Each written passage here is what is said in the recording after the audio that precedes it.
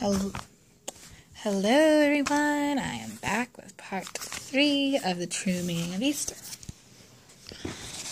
So, we are going to finish reading this.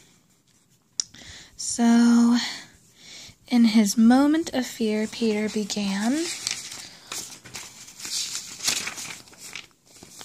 to curse.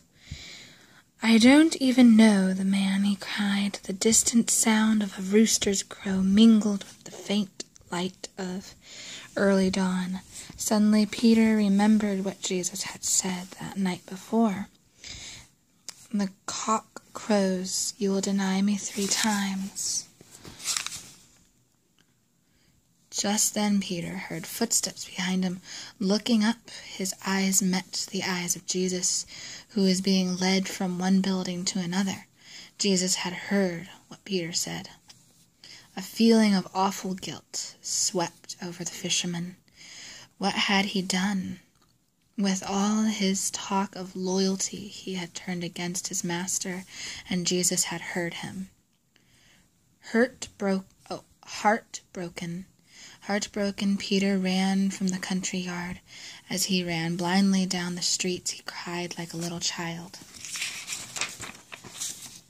This one is called Jesus Before Pilate and Herod. Matthew 27, 2, 11, 14, Mark 15, 1, 5, Luke 23, 1, 12, John 18, 28 to 38. This is Peter, this is the rooster, this is Jesus, these are the Roman soldiers, and here's another Roman soldier. It was still early. It was still early in the morning when Jesus' captors dragged him before the Roman governor Pilate.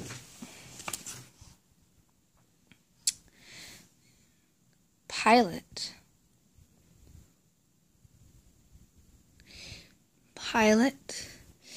late was not happy.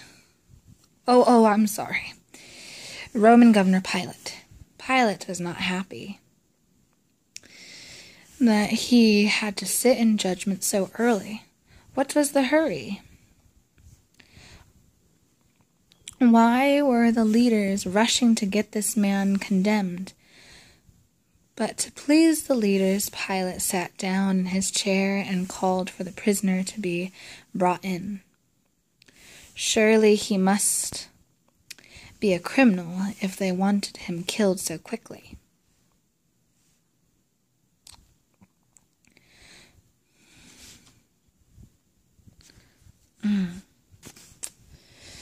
When Jesus was brought into the room, Pilate was shocked to see that he was not a vicious criminal, but quite a peaceful man. But a quiet and peaceful man with kind eyes. Surely this could not be the right person.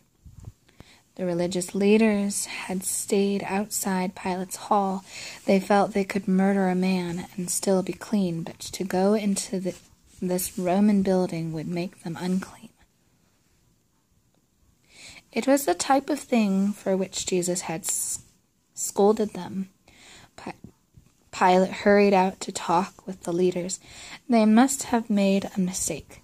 This man they had brought was no criminal. With what are you accusing him? Pilate asked the leaders. The leaders did not like Pilate to question them. If they felt Jesus should die, that should be enough. If he weren't a criminal, we wouldn't have brought him to you, they shouted back to Pilate. Pilate was angry. He didn't like the way these people were talking.